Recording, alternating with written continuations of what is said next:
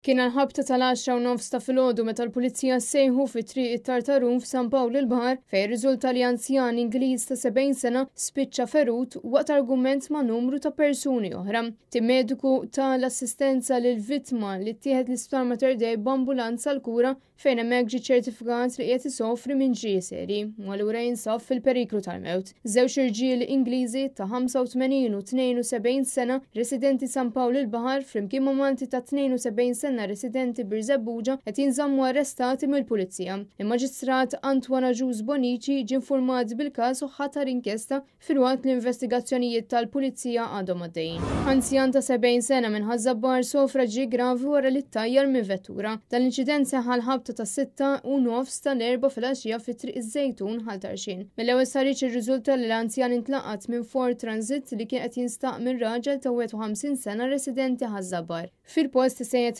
għajnuna ta' tim mediku mill-Isptar Mater Dei fejn wara li taw l-ewwel għajnuna huwa tgħid l-isptar għal iktar kura. Ftit sigħat wara li seħħ dan l-inċident, tim mediku mill-Isptar Mater Dei kellu mill-ġdid jiġi msejja sabiex din id-darba jassisti lir-raġel ta' 42 sena minn Birzebbuġa. Dan l-inċident seħħ fi-triq l-imdina f'Ħażebbuġ l-ħabta tas-sija tal-ħamis filgħodu fejn jirriżulta li r-raġel li kien qiegħed issuq mutur tilef il-kontroll waqa' u għattieħed l-isptar b'urġenza fejn hemmhekk ġie ċertifikat li weġġa gravi.